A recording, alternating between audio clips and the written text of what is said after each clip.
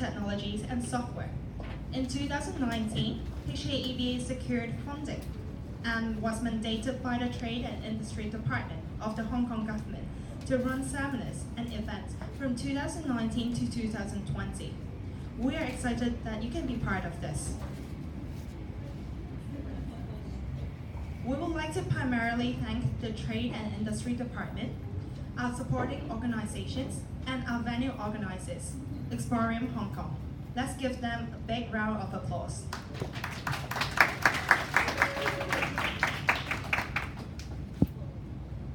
Here are some past seminars that we have run with Google, Amazon, Tmall, Shopify, to name a few. This year, we have also organized a delegation tour, taking more than 20 senior executives to Taiwan, from Lane Crawford, Li and Fong, Toys R Us, Roots Canada, etc., to better understand the tech ecosystem over there. We connected accelerators, multinational tech firms, and startups. Since we're all here, should we take a big group photo together? Yeah. Yay. Should we invite HKEBA's chairman, Elton?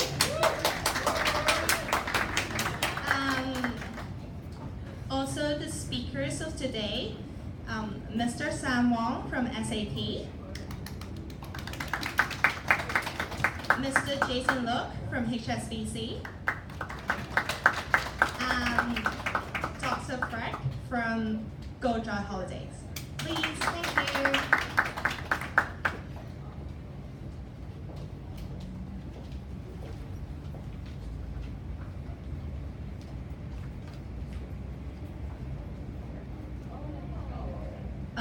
Three, two, one.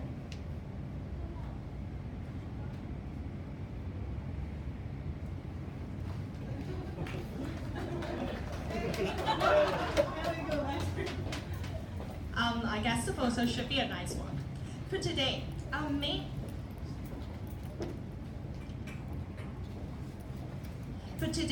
main focus is on data and privacy. Have any of you come across membership registration from a lot of retailers telling you if you're going to fill this up, then you will be entitled for a certain promotion or certain discount? But do you know whether it's safe or not to give your personal data to them? Do you actually trust them? To answer all these, first up we have Mr. Sam Wong, Digital Advisory, SAP Customer Experience, to talk about enterprise data handling and its implication. Mr. Wong, please.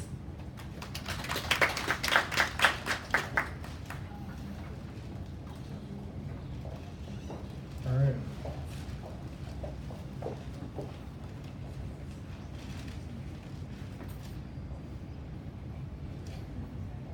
Technology issues, of course. Oh, turn on. That would work. There we go. Okay, so I had some slides sent earlier, and then I shortened the title because I didn't want to talk about like digital age because we're already in it. So I'm just going to talk about handling data today, and I think this is a huge issue that there's no particular super expert that I know of except for this guy. So if you don't know him, he's sort of stuck in Russia right now. But this guy gets paid like $300,000 a year to talk about data security.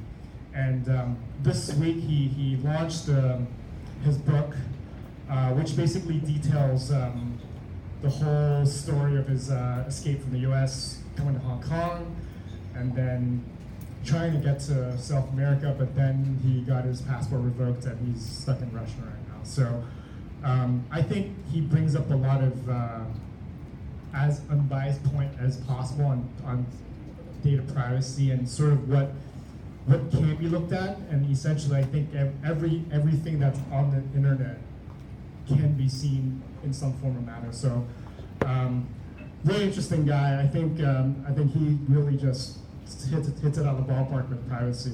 So in terms of SAP, I think every vendor and everybody looks at this whole data thing very, very differently. And with SAP, we kind of do just one key thing, and it's not the whole security. It's actually dealing with trust with our customers' customers. So what we've done at SAP, and by the way, we are not the ERP branch of SAP. I don't know anything about ERP actually. We deal with everything that's customer centric, right? So we found that in the last couple of years that whatever you've done, whatever security flaws are there, whatever you've seen on the internet, the end result is that if your customers trust you, you can basically do quite a bit with them, right? And I think this is the key point that so I want to talk about today. Whether it's building trust or loyal customers or single source of truth and all that, I think those are all sort of buzzwords, but the key thing I always go back to is it's just trust in general. And what we do with data in general is we actually consolidate and take in all of your data points in your digital ecosystem and we control it for you. So for example, if you have a customer that says, hey Sam, I like to be removed forever from your digital network. We can actually do that for you. It's kind of good and bad. I think a lot of you may have experienced this. A couple of years ago, I tried to delete Facebook and I can't, and that sucks. So what I ended up doing is I removed about 800 friends on there, and then I removed everything on my profile. And that actually was my way to sort of prevent data or prevent privacy or create my own privacy. And then right after that, what happened is that all the social login came into about, and I figured that, hey, if I actually use my Facebook login, I could actually get a lot out of this, right? I can get coupons, I can get all this. But what we all are a little bit naive about is that once you've logged into your Facebook, there's so much data that you can get. And it's only a couple of these years or these quarters that Facebook's sort of taken the whole privacy route a little bit more serious, not too serious. So what I do right now for shopping, for social login is, I mean, this is my way to shop. I actually have my own personal shopping profile that is fake make-believe Sam out there, and I'll log in with that. And I program it in a way so that the customers and all this technology that I've personally implemented and done gives me exactly what I want. So I'm not giving them the real me, I'm giving them a version of me that I want them to think it's real. So think about it that way, and why somebody like myself would do something like that. I think just something to think about.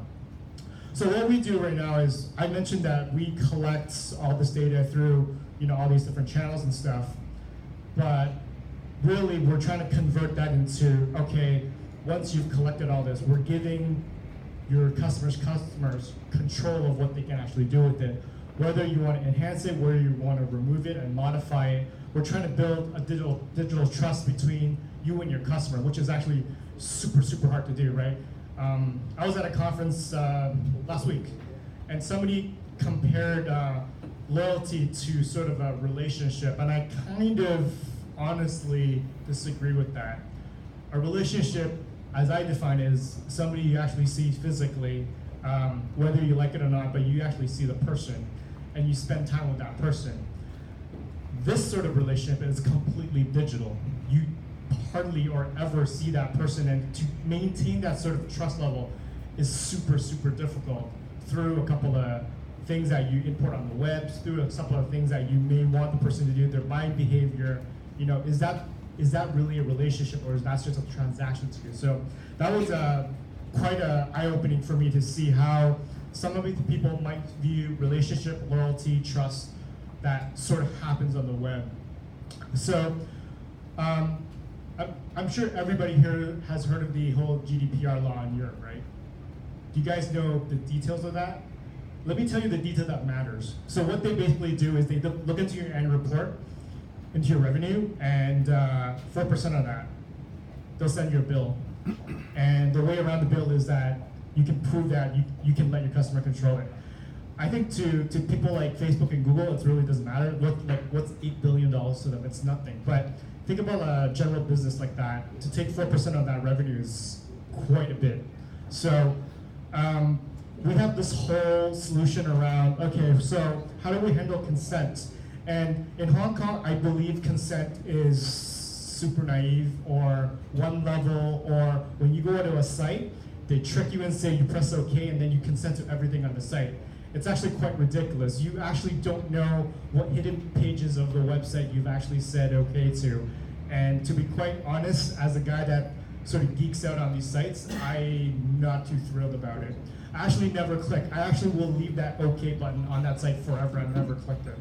Or I clear my browser cookies and nothing's actually ever clicked afterwards. So what we do with consent is I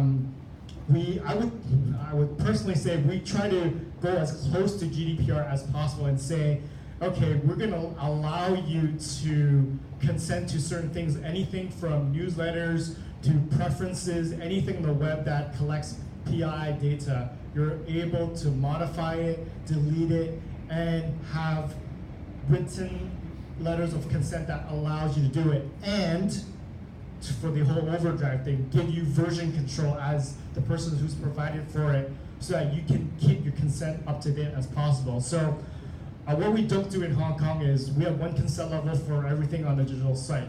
I don't know if that ever changed, but if you have businesses in Europe, you actually have to consent to every sort of different parts of your website that provide a different service, which is a lot more detailed than what we do in Hong Kong. So if your service changes, you have to consent to something that's new. So what we try to do with technology is that, okay, well, you have something new to consent to, well, issue a new consent approval so that you get that person to you say, okay, now that we've got this new service, would you like to consent to it? So that's the whole consent vault concept that we've kind of proven. Apologize for this consent vault, it's kind of boring, but just think about the 4% of annual revenue. I always think about the money. So in a nutshell, it's actually quite simple. We have a vault connects to digital property and you're approved.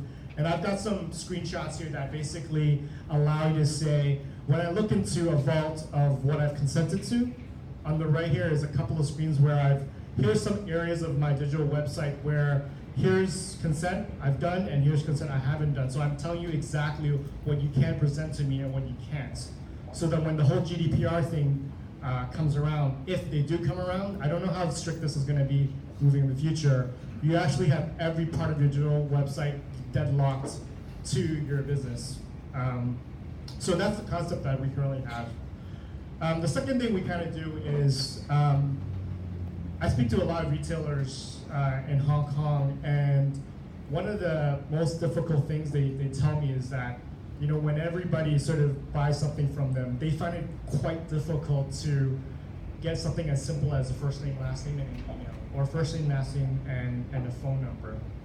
And so with that, we've sort of introduced the concept of progressive profiling. What we encourage a lot of our customers to do is that we want to encourage your business to do things like light registration, things that are super easy to do. For example, social login, a click and you're in, and no signing up. The whole concept of sign up in our SAP world is completely removed, right? You don't ever have to type again, is where we want to get to. And I don't know if that's the lazy approach, but it's definitely the fastest approach.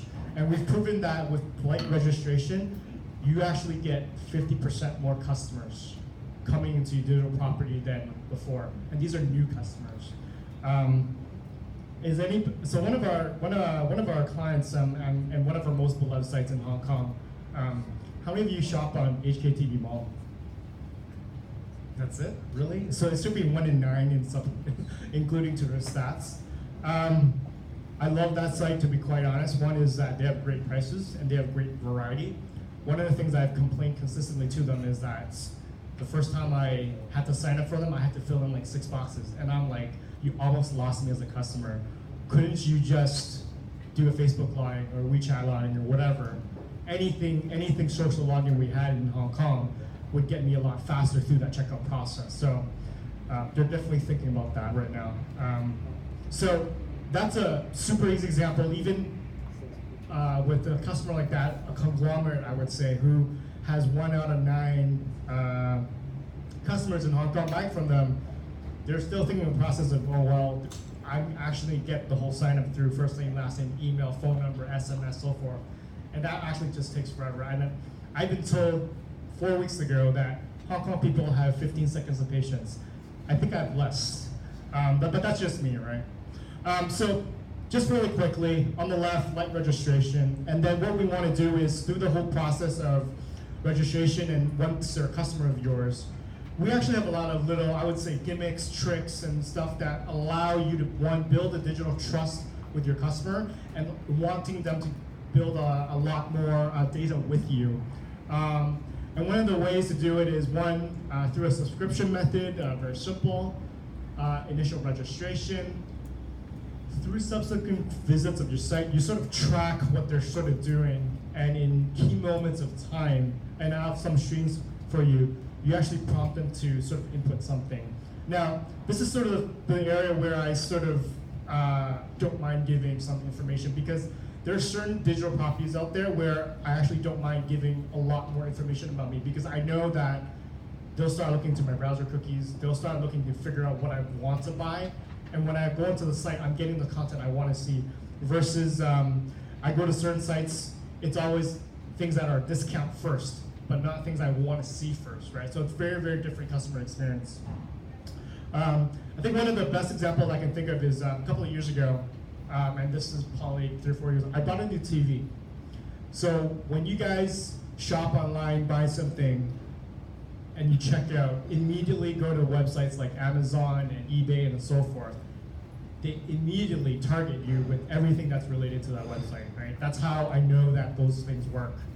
And there's definitely more sites that do that. Those are the websites I kind of want to go to, because then I don't want to think about what's related to the product I want to buy. I want the website to tell me what's related to me. So you got to think two ways in terms of privacy. One is when I'm giving something that honestly doesn't hinder anything. I don't know what people can do if they know I bought a TV, right? Versus other more private or personal things that they can know of you, right? So I think it's really key what you provide these websites, and then at the end results, what you get out of it's really important. So it's really an ROI thing. More engagements, more consents, maximize the data results. So over time, we want to build a complete set of a customer experience. So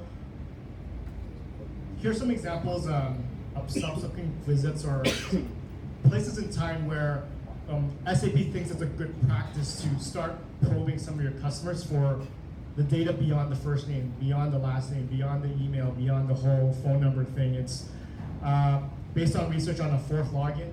You know, when they're adding a connection around you, when they're sort of commenting a lot on your digital properties. Like here's ways that you can sort of start probing with them. Like if they're hitting on Facebook, you can have chatbots talking to them. You're getting information from them at the same time. You can log the chatbot log into their profile. There's quite a lot of unique things you can do. That's, to be honest, not too new in the technology world. It's just that a lot of people aren't doing it. Number of shares, specific pages. I would say an intrusive way to get a lot of data from a lot of people, and these are not transaction data. You're actually collecting a lot of their data based on the experience of your digital properties. So very, very different way to collect data. So here's some screens, what we actually do with our solution. On a logon request, on anything that's sort of new, we actually prompt it to your devices like, hey, do you approve that we're going to continue to do this to you? We're getting your consent, and then we're continually trying to build a relationship with you and give you the best product, price, anything on your digital property, so that you are not, I would say, annoyed when you get certain these things, because you've already consented to it, and you're not consenting to it in an entire site. You're consenting to a particular thing at a particular time in a particular digital instance of what you currently have, right? Very different what we do. Here's a way that we probe and invite a lot of our customers to add data to you. So you'll see on the left side, very easily you get first name, last name, email. On a subsequent visit or more logins, you can ask them for a company name, figure out what they do, job title, what's the size of your company. You can ask any question to sort of get the data that you want, so that you understand what they want, and you're providing them the type of experience you want on the websites or on digital properties. So what do you do when you have so much data? I don't believe there's a situation or a company that complains to me in the last 2 years that they have too much data. it's just what you really do with it. At SAP, we have a couple of ways to show you. One of the ways is just customer insight. So their interests, what they particularly like to do based on a lot of their behavioral stuff. This is not based on transactions, by the way, because transactions, we've been collecting that data for hundreds of years, right? Everybody's bought something at a store. That's a transaction. And experience is anything that they do before they've converted or bought something in terms of revenue. So think about it that way. And this is the data we kind of collect. So we would sort of make a guess and solidify their likes, their movies, what they like to do. We can collect things on their potential revenue, what this customer may be worth in a long-term basis. Understand their social activities. We connect to every social network available on the planet, so you can connect through that way as well. Definitely in region, WeChat, WhatsApp, Facebook, Twitter, Instagram, and so forth. That's also all collected through one, and we know it's the same person. That's the key thing. So if you, for some reason, like myself, I like to log into shopping websites with my Facebook account because I want them to know certain personal things from me, and then I log into electronic stores with my Google account, and I purposely design my own shopping experience to get that sort of expectation based on the websites that I visit. So, and at the end, this is actually what they are collecting from you, from your browsers, from your experience, from all your clicks, and where you like to go on their pages. Just to throw some terminology at you, I actually didn't mention much, but what we're actually, our solution is doing is we're doing the second solution here, which is CIM. We're trying to help a lot of customers that have anonymous data going onto the digital properties, and we're progressively trying to figure out who these people are. A lot of people in Hong Kong have invested quite a bit on DMPs in the last, I would say, about 10 years. And that's basically because of the mass amount of data collection pools that everybody has. You can collect through e-commerce, you can collect through your stores, you can collect through a lot of these things. And then everyone was complaining, okay, so where do we dump all that at the end of the day? Everybody dumps it in the DMP, and then the IT guy goes, okay, what am I doing with all this data, right? Because at the end of the day, what the DMP doesn't do for you is figure out where your customers are, right? So you want something that when you don't necessarily need to dump everything in there, you may want to have certain things in there. Your whole key is to, let's figure out who these people that keep browsing our digital properties are and offer them, one, membership, two, offer them loyalty, and try to figure out if this is a customer that you want to spend time with. Couple of slides based on the account structure of how we collect the data, and these are just some things we do. B2B, B2C, we definitely do that. We go through all the different social channels you see up there. We do the consent, definitely. We do the profiling, we do the preferences, and we collect one source of the profile for you so that you don't have duplicate profiles. A lot of businesses I work with currently right now have the biggest problem, one, dummy profiles and duplicate profiles, or not more than duplicates. And they don't know, they can't figure out what's a duplicate and what's not. So let's try to consolidate into one thing, right? Why would you want to waste your money, for example, sending email campaigns or sending any sort of campaign to profiles that, quite frankly, won't ever give you any revenue? Because maybe somebody was just trying it on your website, or somebody forgot their login and created a whole new website and then forgot their login again, and keep creating accounts like this. You can help them consolidate a lot of the stuff with our little solution here. Just a quick map. I think why this is a really cool solution is that actually we integrate out of the box with everything you see on here. So we're a friendly solution. We don't try to replace a lot of things because I think we're one of the few CIM solutions on the planet, and we integrate with quite a bit of the technology stacks I would say are pretty dominant in Hong Kong. I won't mention names there, but you guys can figure that out yourselves. So why are we doing this? A couple of years ago, a couple of our global clients were trying to figure out a lot of their customer footprints, not just from a regional level, but they basically had These are big luxury brands that are trying to figure out the global footprint of a lot of their customers. And at any time, if they were visit a store in Hong Kong or they visit a store in Paris and so forth, these customers walking into the store would get the experience just like if they were going in from the phone. So at a store level, at a page level, anywhere on these levels, we're tracking and helping you understand where your customers are spending their dollars on vacation, buying, and so that you can actually really see where their journey is, whether it's just in Hong Kong or they like to travel globally. Those are also the 5 data centers that we have currently that support all the data, especially with GDPR. And of course, our friends in China, we like to keep our data there. So we have something in there as well. So this proves and helps a lot of our global customers. Very famous is, anything that's in China stays in China. Anything that's outside China, keep it outside China. But through our data centers, we can figure out basically where your customers are at any time.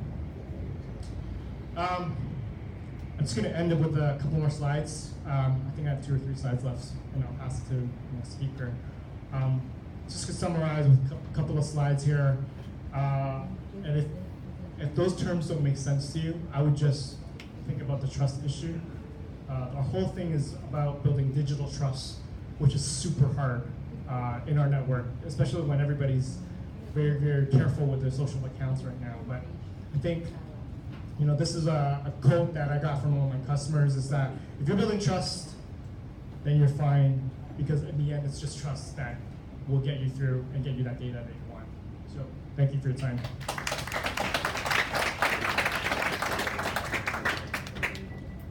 Thanks, Mr. Wong.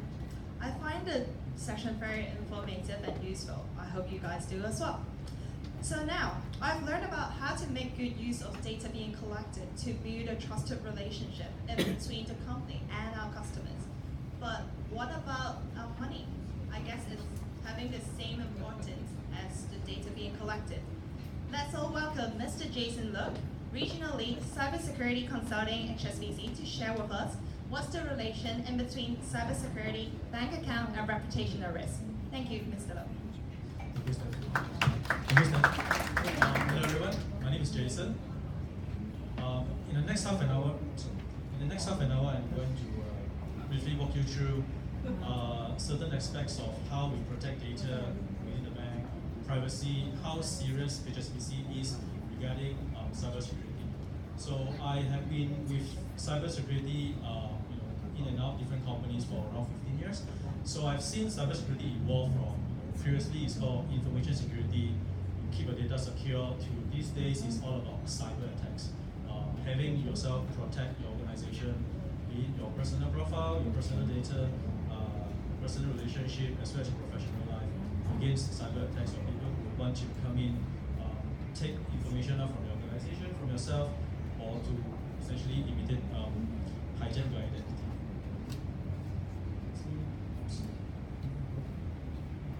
Alright, today's objective. So, at a high level, we want to give you a knowledge of today's cyber landscape, right? So it's a little bit about what is happening outside in the open. Just now, Sam shared a little bit about the individual, Edward Snowden. So Snowden, very famous guy, it's all about how we treat the outside landscape in order to secure our own premises and secure our own organization. We will discuss a little bit about how HSBC protect and respond to these threats externally, and essentially just raise awareness of how us collectively can support our business, your business, to fight cybercrime. A quick video, it's about 2 minutes. It's very interesting, one about social engineering.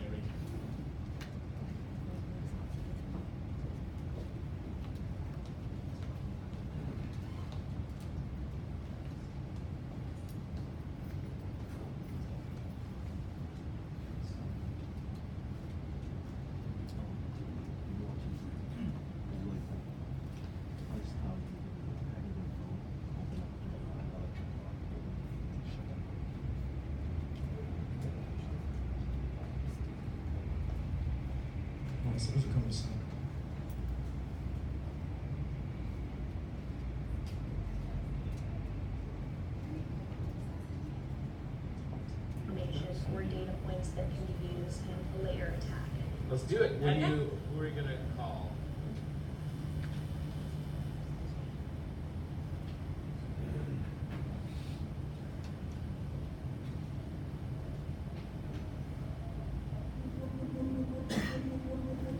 So I invited a few of the world's best hackers to try to hack me and show me where my vulnerabilities are. And now I'm going to meet them in Las Vegas for DevCon, the biggest hacker convention of the year. They're going to hack me using social engineering, which is essentially hacking without any code, just using your phone and your internet connection. You want to do a sample phishing call? What's phishing? Phishing is voice solicitation, and basically what you do is you use the phone to extract information or data points that can be used in a later attack. Let's do it. Who are you gonna call? Maybe I'll call your cell phone provider, see if I can get them to give me your... I bet they're good. I bet they have my back. But yeah, go for it. I'm going to spoof from your number, so it's going to look like a...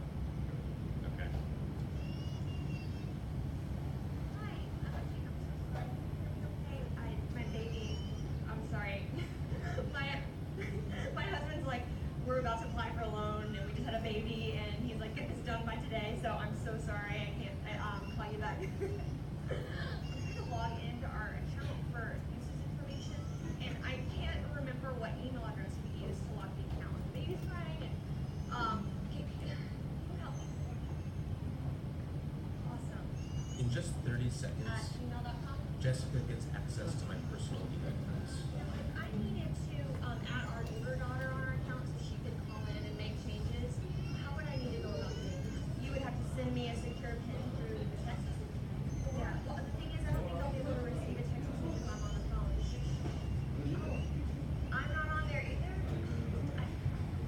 So I thought when we got married, we added these.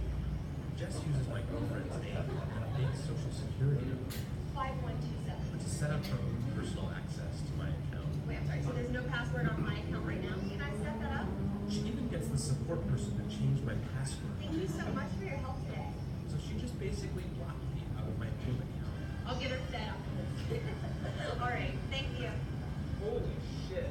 So they just gave you access to my entire cell phone, You're gonna have to go on and change your password. It's Jess. My name. and all it took was a crying baby and a phone call. That's really funny, right? It's a variation of social engineering called phishing, voice solicitation. It's, as you can see, it does not require any technical skills. You just have to be able to convince the other side to just share information that you want to get from. So those are the ones that are very difficult to learn to use. The next few slides, I'm going to ask a few polling questions. How much do you know about cyber? What is social engineering, right? Is it an attempt to obtain sensitive information such as usernames, passwords, and credit card details? Is it a non-technical strategy that cyber attackers use that relies heavily on human interaction in order to trick people into providing data? Is it a social event for engineers? Right? C. It's B. Non-technical, right? From the video earlier, social engineering is something that inherently humans are very easily can very easily trust the other people. Generally, so it's how you manage to convince the other side. Ransomware, right? This is a very common phrase in the last few years. Is it a type of malicious software designed to block access to computer systems until some of money is paid? Is it a cyber attack where a perpetrator seeks to make a network resource unavailable to users? Is it to deliver or redeem from punishment for sin? First one, all right? Ransomware, why is ransomware important? It is a malicious software that's not, it's not really a software that would want to steal your data or to kind of, well, it does disrupt operations, but it wants to disrupt operations in such a way that it holds you ransom, right? So it will encrypt your files, for example, make sure that you can't access your files, and then they'll send you some email and then ask you to pay via Bitcoin before they can release your data. And in a critical situation, there's really nothing much you can do but to pay in Bitcoin. So the most famous ransomware attack to date in history is this shipping company called Maersk. Maersk is one of the largest shipping companies in the world, right? So they will attack a ransomware, and essentially the entire system, emails, servers, everything was shut down for I think close to 48 hours, and they had to revert back to paper documents for the ships at sea. So that's how disruptive it is for organizations. And for SMEs, I think it's also easily targetable by attackers because it's really something that is not very difficult to do. Alright, this is a phishing attack simulation in a bank. Won't mention which bank. Percentage of employees that clicks during a simulated phishing attack. Is it 36%, 21%, or 120%? Essentially, you send out 100 emails, phishing emails. How many people actually responded back to the phishing attack? Any guesses? HSBC, stand shot actually.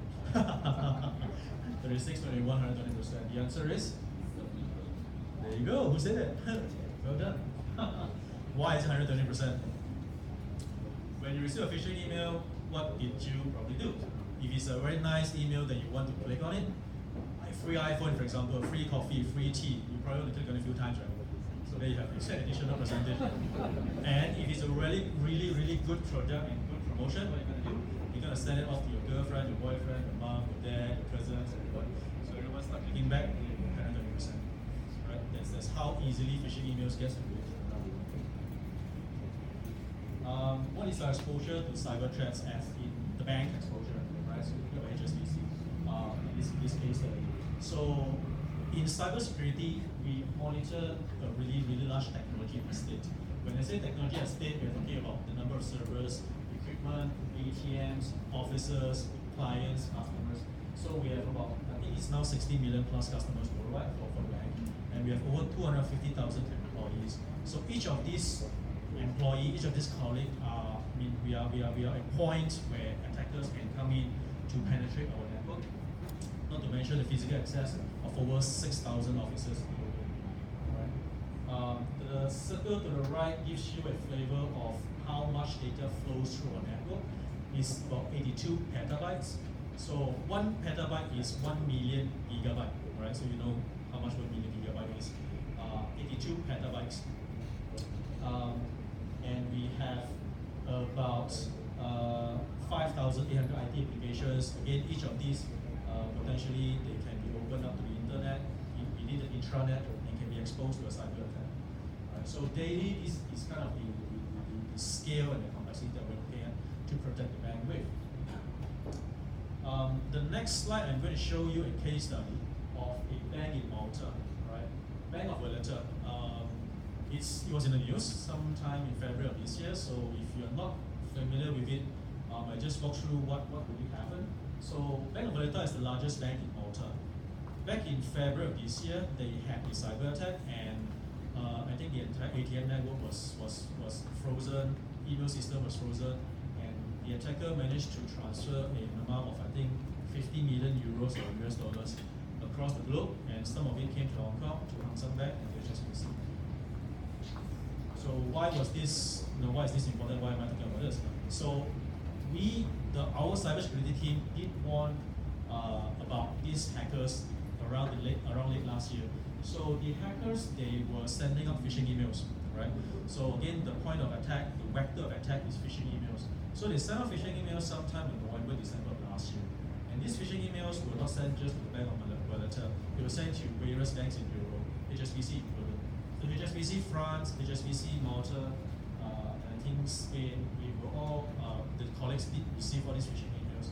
And the phishing emails, they would have the links, this is how phishing emails look like, and it was masquerading as a regulated email. I think it was a French regulator. So you have all the logos and everything, and then they were trying to trick employees within banks to click on the links. And for Bank of Valletta, they were not that lucky. They actually had people clicking onto it, and the malicious software went into the network. For HSBC, it did not get to us because we have multiple protection in place. Not least of all, staff awareness, right? So when we have external emails coming into our staff members, it will be highlighted to say it's from external emails. And if those links were clicked on it, we have technologies in place to prevent malicious software from being activated and installed into the systems. Right? That's the beer guy. So Bank of Valletta was really not that lucky. This slide shows at a very high level HSBC's multi-layer defense approach, which can also kind of be ported to your organization, maybe at a smaller scale. So in HSBC, we have what we call a Security Operations Center. Right? So this center is 24/7 kind of a manned operation center where they will try to detect and react to any cyber attack or malicious software that comes in the network globally across 6,000 offices worldwide. Okay. Cybersecurity awareness and training. So this one is part of our engagement. Let's say bank customers, clients, our employees. We will give them an uplift of their cyber IQ. We call it cyber IQ. So everyone are actually aware what are the threats outside and how to prevent attacks from coming into them. Right. Just now I was talking about email malware security. Whenever there's a potential phishing email link or a software or an attachment with virus inside, we would be able to log in or at least try to. So what happens if a network did get compromised? Now these days we're not talking about whether you get cyber attack, it's whether when you get cyber attack, right? It's how you respond to the cyber attack, how you're resilient against a cyber attack. When I say cyber attack, again it may not be like you see in the movies, a hacker typing in, trying to penetrate your system. It can be someone just swimming around with a software in the network, just waiting to communicate back to them and trying to steal data from your company. Right.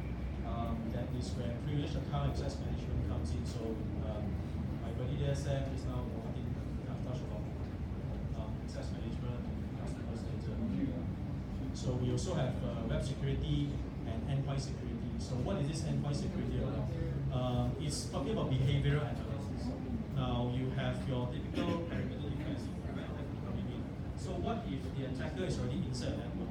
You will need to have what we call endpoint security to detect whether behaviors of employees are out of the ordinary. Is this employee actually coming into the office at 3 a.m. on Sunday and trying to access the database? Endpoint security and behavioral analysis will be able to pick that up, and that will be important moving forward. Using artificial intelligence to try to decide whether a particular attack is actually different. How does a cyber attack look like? It is a high level awareness. Just to tell you, how a cyber war works. Generally, we have 3 layers of the internet, right?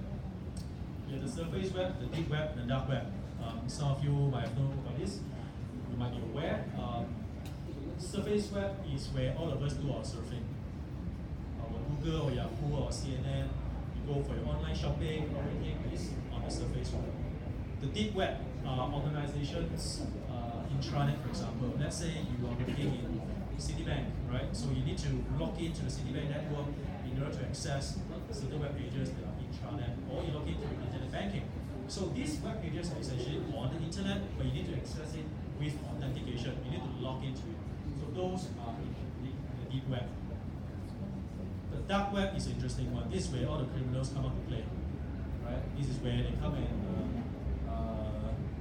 buy credit card numbers. They try to do drug trafficking, human smuggling, communicate with each other. And that's where dark web, comes to life. May not be at night, so that's where most of the illicit activities of the world take place. And as you can see, the analogy is as an iceberg. So the surface web is just really the tip of it. So what you see on the internet is really just the surface. The dark web by far is the largest portion of the internet.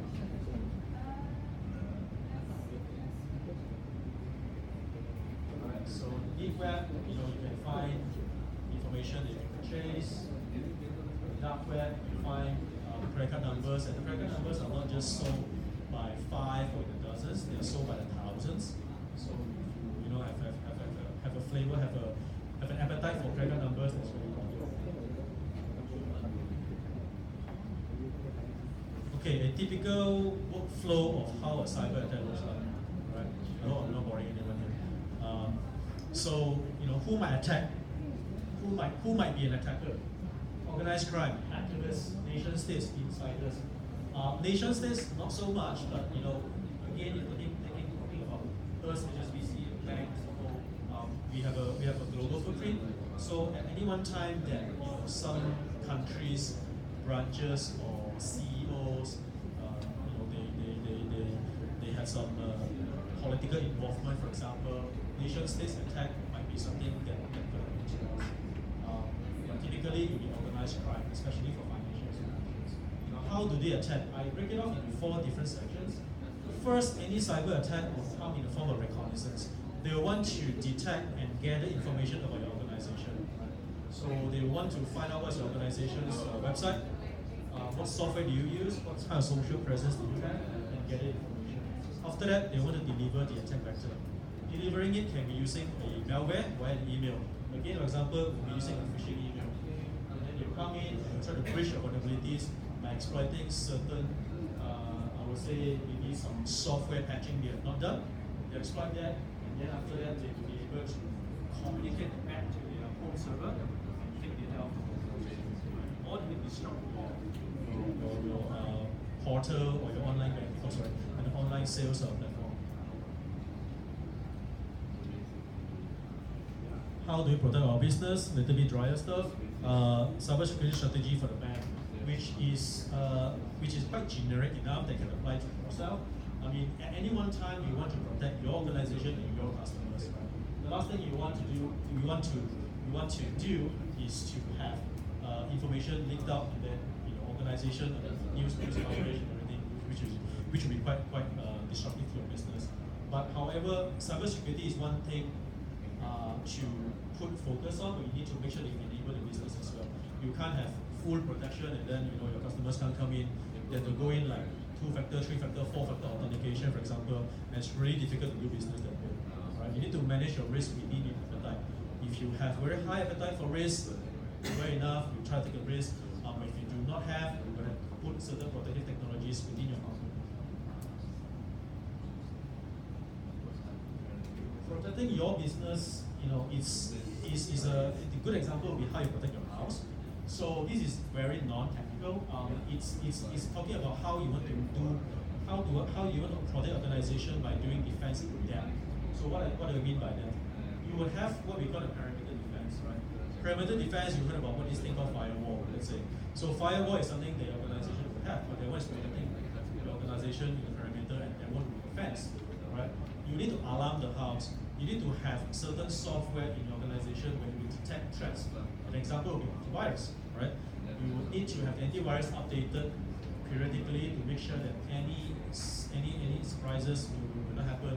Any virus, latest virus that comes in will be detected. Again, it's a very simplistic view, but it's something that you need to put into focus in terms of having layer defense. And finally, protect your family jewels and heirlooms. So this is talking about the customer data and your organization's intellectual property. You need to put additional security on those information. For example, you can encrypt them, right? Your company's intellectual property. You can encrypt them, make sure that even if it's leaked outside, those are encrypted and very, very difficult to break.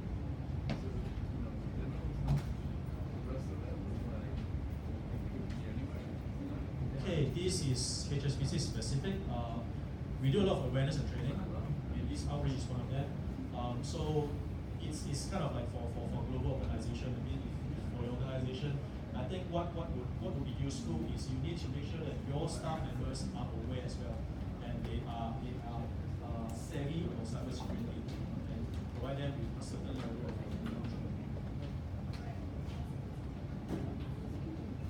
All right, what can you do? In the next few slides, I think probably another 5 or 6 slides, I'm just going to share with you some tips on how you can protect your own personal information, professionally as well as your own personal life. Digital footprint.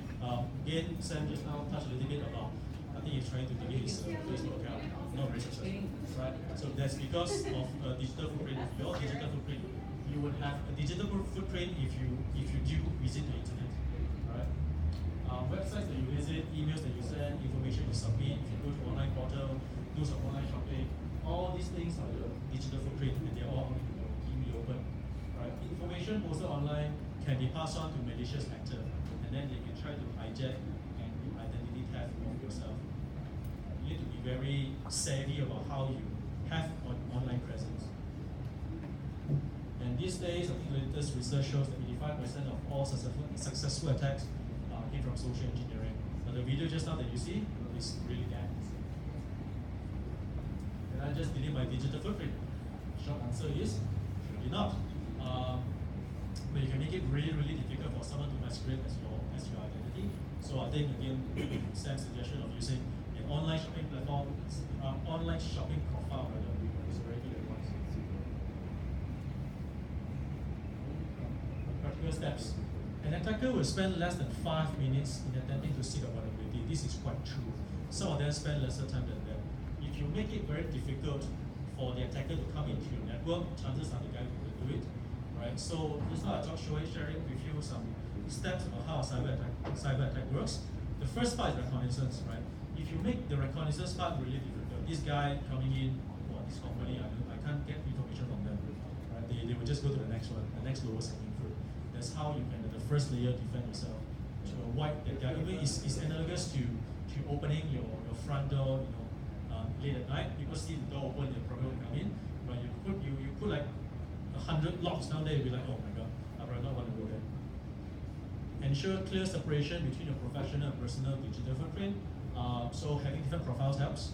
You can have one for shopping, let's say, and don't mix up your professional emails with something that you do during your holidays. Let's say you want to go, if you're going for holiday, go to a public website, Starbucks for example, you're going to key in your email address, don't key in your company email address, right? Create an email account that are just for public hotspot. And consider how the footprint of your family and friends lead to vulnerability. Share this to your friends. Data security, you can have all the equipment in the world, but then human error will be the one that really puts it down. These are a few tips of how you spot a phishing email. Just general tips. So disguise or modified links, right? Look at that, google.com. Just be very aware when you receive emails that are too good to be true, they are really not true. Look at the email sender, the name from the email sender, then you'll find that it goes to phishing. Bad grammar and typos. This one I still don't get why phishing emails these days still have very, very bad spelling and bad typos. It still happens, right? From Nigeria or from wherever, it's really bad English. You would think that after all these years they would have improved on that, but they don't. So bad grammar and typos are very easy to spot. Right? Personal information, any email that comes in asks for personal information, very deep personal information, you should be aware. And any email that comes in asking with a sense of urgency, those will be the one they ask you to click immediately the next 20 minutes if not in the promotion will go. Right? Okay, I think it's almost there. What have we achieved today? Hopefully, I've increased your knowledge of the cyber landscape with the iceberg example, the different layers of the internet, how on a daily basis organizations detect and protect against cyber threats. So I shared a little bit about the different layered approach of protecting your organization. Make sure that you are cyber savvy and make sure that your staff are educated as well. And collectively we can all prevent cybercrime. Right, next one is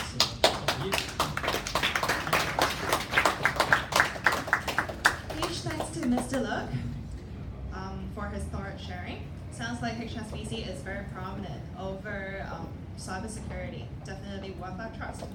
So, we have heard from both SAP and HSBC in relation to how to protect your business itself.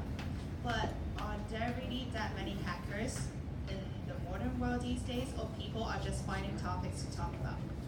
Recently, hackers are very active in the local tourism industry. Victims include Cathay Pacific, WWPKG Holdings, Gojoy Holidays, Big Line Holdings. Today, we are very honored to have Dr. Fredip, Executive Director, Gojoy Holidays, to share with us some first-hand experience on cybersecurity handling issues and its aftermath. Let's all welcome Dr. Fred with me. Thank you, Steph. Thank you for the introduction. I know it's a Friday evening, so I'll try to, because since the previous speakers kind of covered a lot of theory, I'll try to keep this kind of relaxing, fun. I thought about how to present today's topic with data privacy. I'll try to present it in a more like a storytelling format. Hopefully, you guys will find it interesting. Okay, so I'll first explain why we're here first. Why do we, as a company, collect information? Why do we have data? The reason is that we just do. In order for us to service our customers, we have to collect some sort of data, some sort of personal information. Imagine, as a travel agent, if you don't give us your personal information, I can't help you book a plane ticket, hotel reservation, apply a visa application for you if your passport requires one to go to the destination that you go to. There's a lot of reason why that's just the nature of the business. If you don't give us that, I can't do business for you.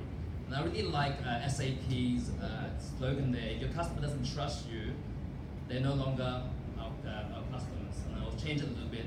We'll no longer be in business if you don't give us your information, because I can't provide a service for you. As a travel agent, we also need to kind of know what your preferences are. We need to know where you want to go, what type of destinations you like.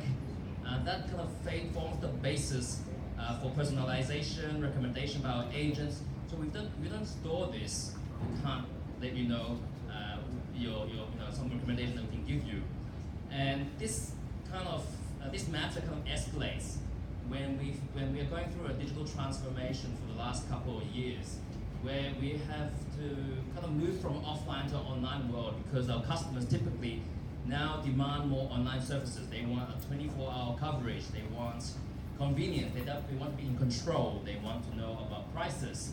So, as the previous speaker said, right? Now, once you put things online, that is a very, very dangerous place. You kind of have to expect.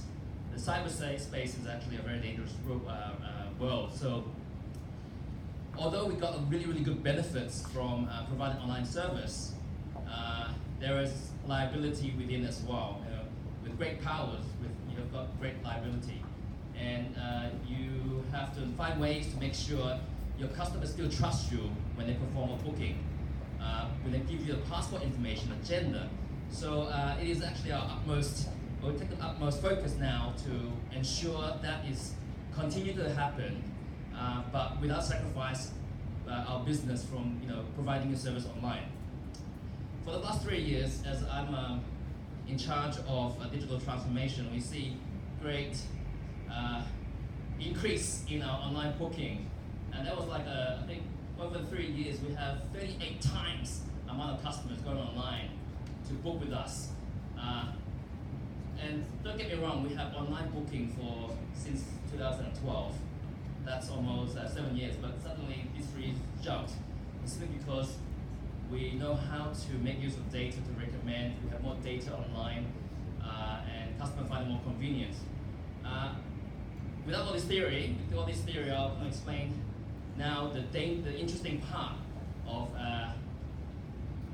customer privacy and about how to ensure this, when we put things online, how do we prevent this? And I'm going to tell you, I think it was Jason was talking about in the whole world, there's a lot of things happening every second. There's a lot of bad guys out there. And I'll show you just for Hong Kong, within 12 months, what has happened.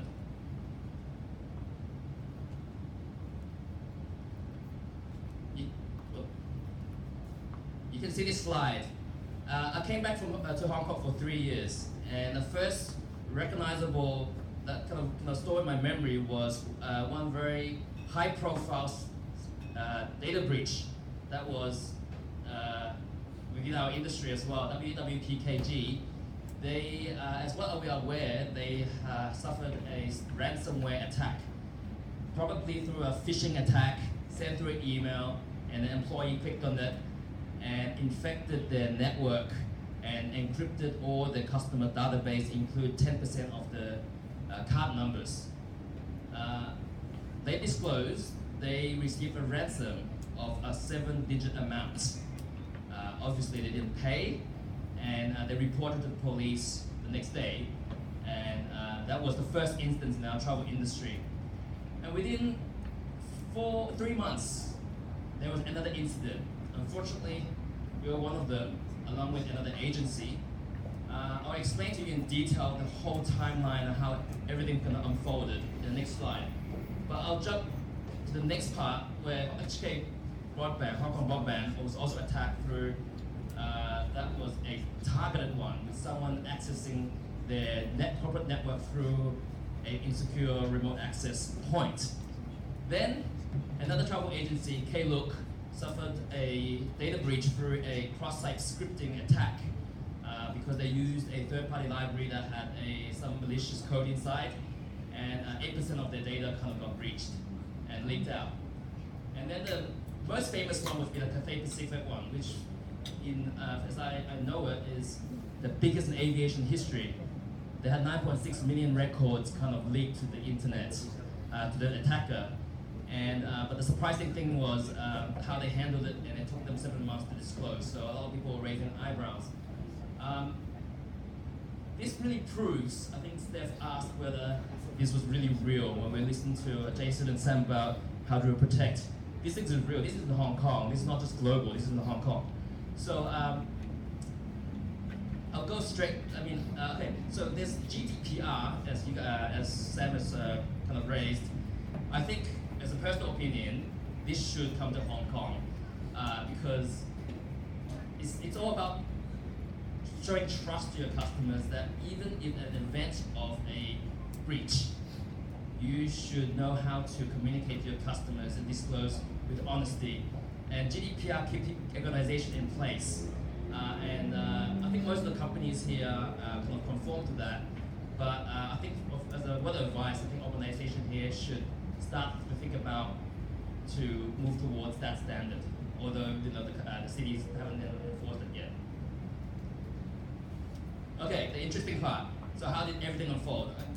This is actually the first time I kind of was publicly disclosing this, but I'm not disclosing everything because that is a bad security thing to talk about your organization.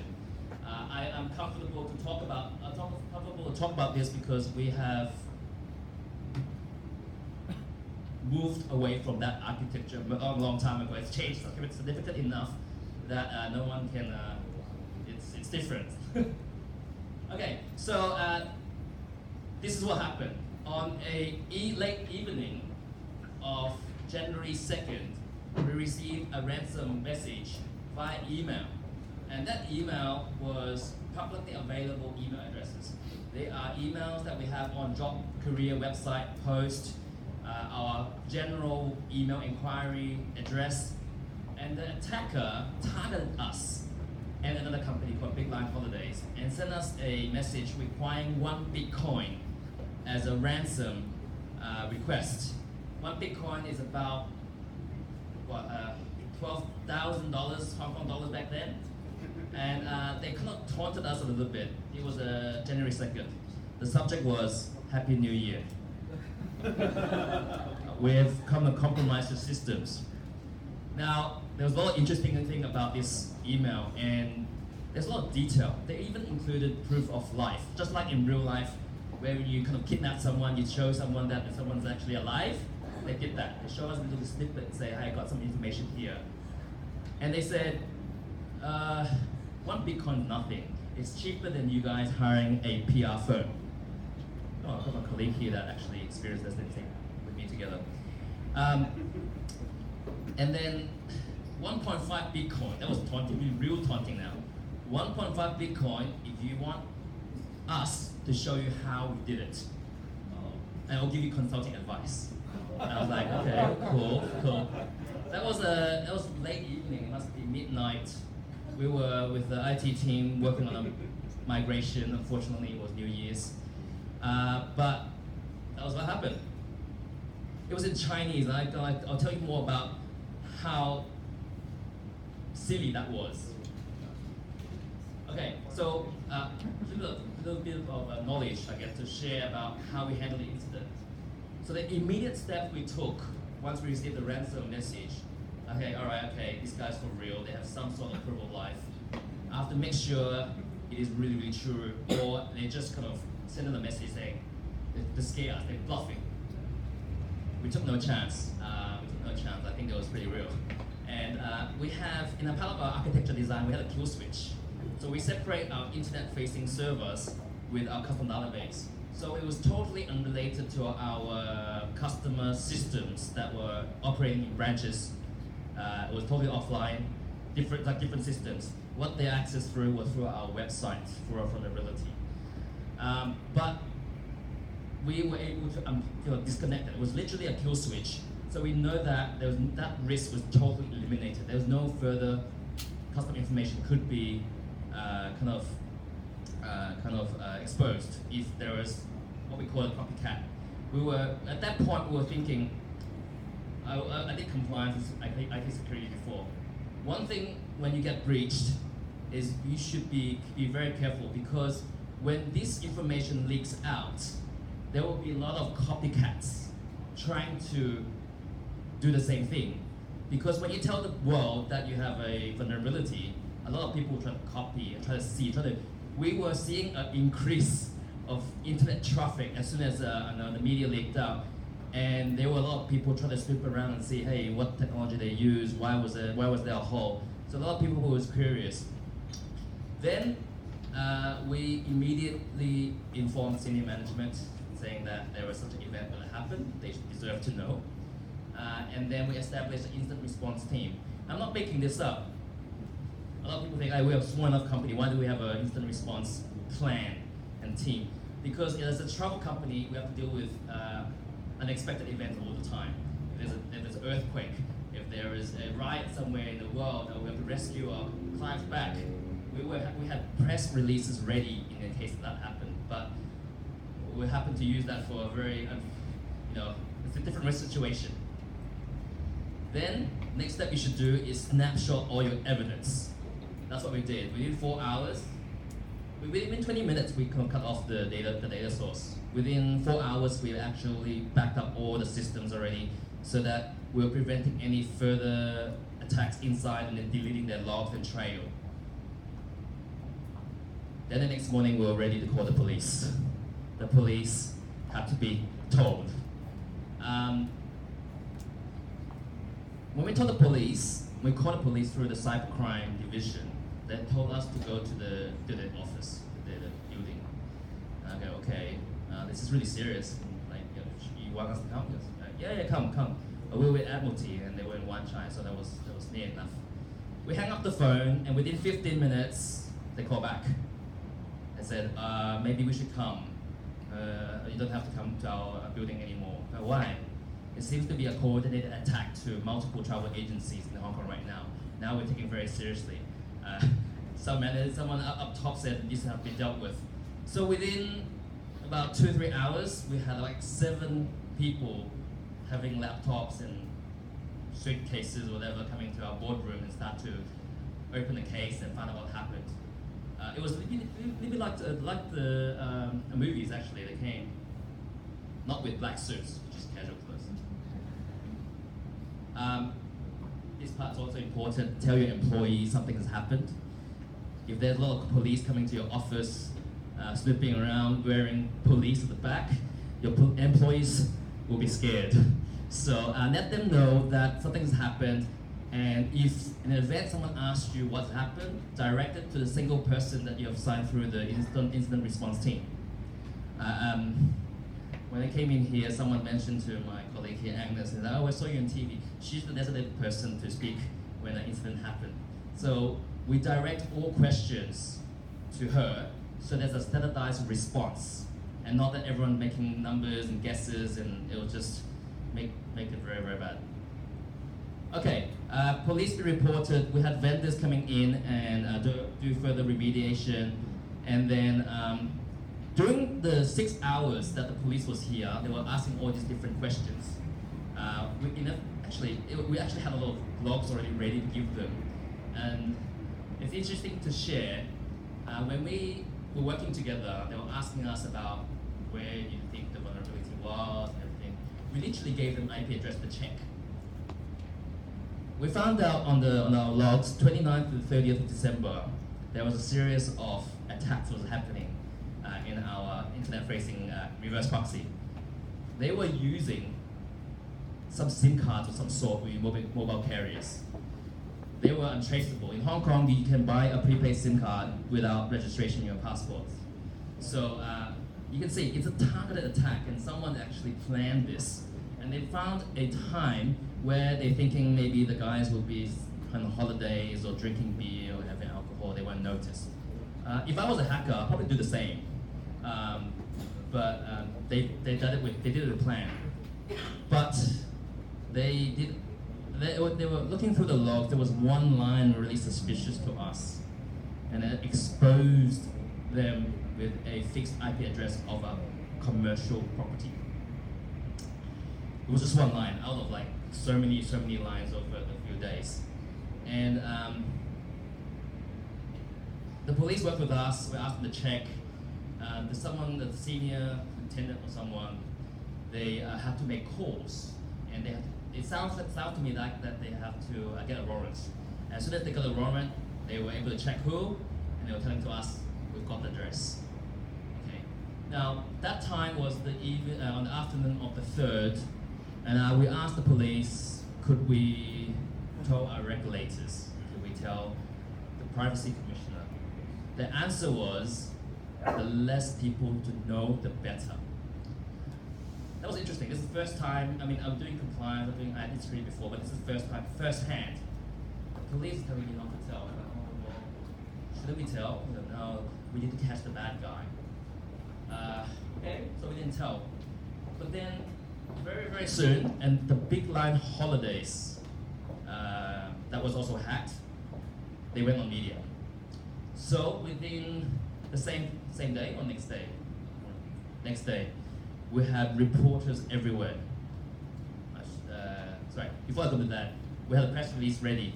That was actually one good learning about this. You have to be very, very clear when you have a breach and tell your customers that what is compromised. You have to be transparent, because if our customer doesn't trust us and we're having cover up, they no longer do business with us.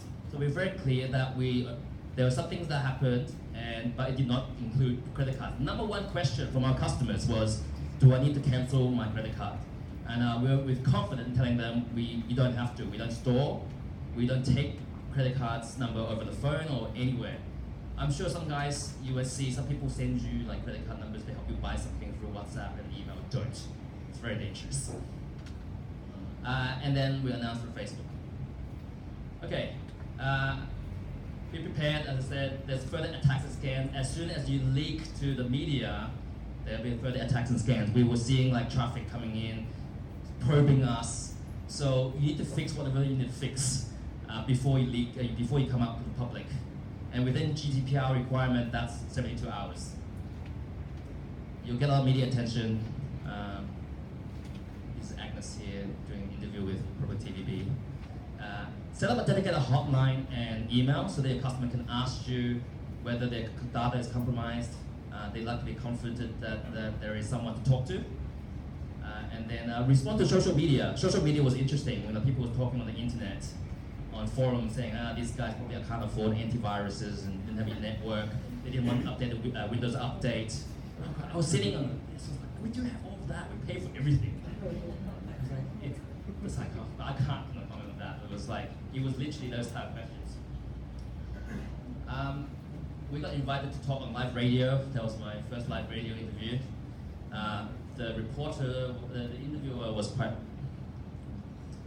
rough. They kind of asked us exactly how many records. We were in kind of a time where if we tell them too little, it looks like our business is really, really small. We tell them too much, and that's really, really bad. So we try to swerve around the questions. But I talked to you about the police. There was in a room, we had not many people from our side, but a lot of people on the police side. Information leaks. Could be going through, I'm not suspecting, could be going through police, could be going through anyone. If it's on my people, somehow the media knows before you do. So be careful what you tell the people helping you. You don't need to. Okay, just be comfortable. Because I was pretty angry with the police, and we know that IP address was locally, then we kind of leaked to the media saying, we suspect that hacker is actually from Hong Kong. I was trying to get a sympathy point. Why would someone hack ourselves? Hong Kong people hacking Hong Kong people. And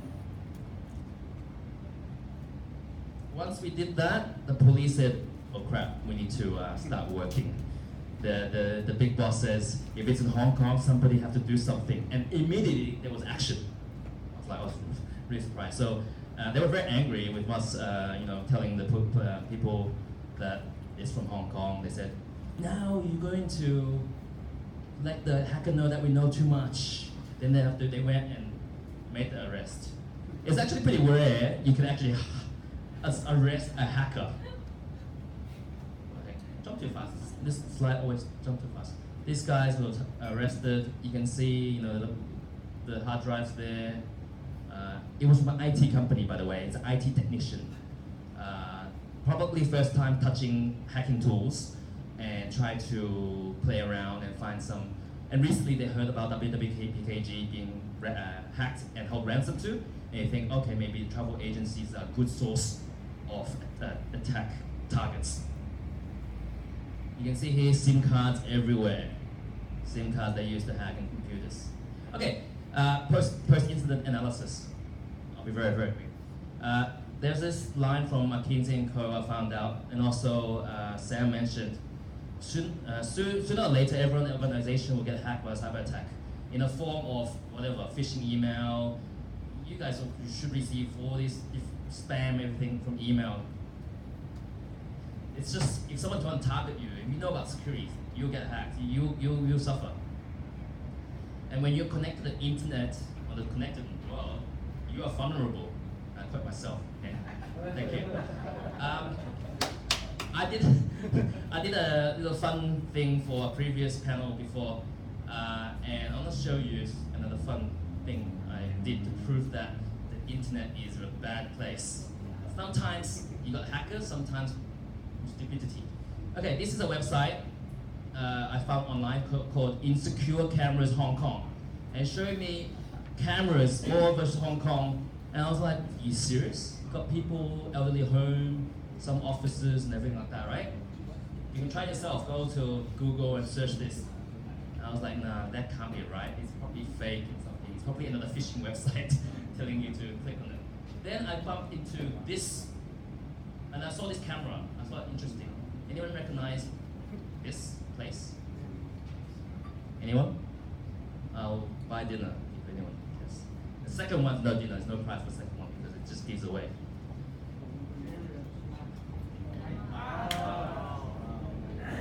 So I was thinking, okay, it can't be real, it can't be live, right? It could be probably from just another footage. This second one's a clone. Then I did something fun. I went to buy a coffee. It was a fuel espresso, by the way. And then I finished the coffee here, and then I was here. So, looks interesting, right? The guy serving me coffee thinking I was a reader, because I was trying, it was slow, because I was in the mobile phone, I think photos myself. And he's like, why am I buying coffee again and again, walking? Because I was trying to this position, but I thought it was like that. Okay, so the moral of the story was, if you put things on the internet, not just, sometimes there's security you can put in, but sometimes configuration is a big problem. So know how to configure your systems and limit that. I have to make a disclaimer. I messaged the owner of Fuel Espresso saying, please put your camera offline. You're compromising your customer security, privacy topic today, and they put it offline afterwards. There are actually a few other big brands that I saw. Okay, last slide. Takeaways that I have through this whole incident. It's a very unusual one, but compartmentalize the system so that make sure your internet facing stuff, servers are away from your core, essential, very sensitive data in the back. But we did have that. These black, text stuff that we already have. So that's why we're able to do a kill switch feature, so that when we were in the media, we were ready that there's no copycats that can come in to do further damages. We were able to expose the hacker, to give it to the police to do the law enforcement, because we logged everything. If you don't log everything, you don't know what, you don't know who can come in. You can just, I think another agency didn't have logs, so they didn't have a clue, but they were obviously the same hacker. They also received the email saying, Happy New Year. When you put things on the internet, you can get attacked in various kind of ways. Things in the green is the stuff that we've put on further was the web application firewall. This used to be very, very expensive. When I was doing in the financial industry, web application firewall was about 15,000 US a pop. And if you have to buy another high availability, like a second redundancy, then that's like 30,000 US. SMB can't afford this. But there's a lot of different cloud WAF out there that you can use. Cloudflare is one good example. That probably could help us to prevent a hack if we did it earlier. So that was one of the first things we did. When we have Cloudflare, we looked at where we're getting scans. We blocked Russia and Ukraine because we haven't done any business there. We don't want you to search us, but there's like 70% are scans and probing and doing all this malicious activity through those countries. Regular penetration testing. The banks do have that, right? Once a year or twice? More than that. Yeah, I think in the payment cards, the card ones, I think the minimum 1 year, once a year. But this is very essential. Again, it's really expensive, but it's about what Jason said. If hackers find that you have some sort of, they're patient probably 4 minutes, right? He said. So do something at least. There's a cheap cloud version that can do basic scans for you. Do that. That will help you. Two-factor authentications is a basic requirement. We run an organization that people are very lazy. Maybe yours too. People write their passwords and put it under the keyboard, stick it to the monitor, then they share the password with their friends. It's its nature. So two-factor authentication kind of eliminates that. You can set some basic password. It's still that at least that extra step that you've done to prevent people from leaking a password. And that was how Hong Kong broadband kind of suffered because someone's password got kind of taken, used, and then did further attack from there.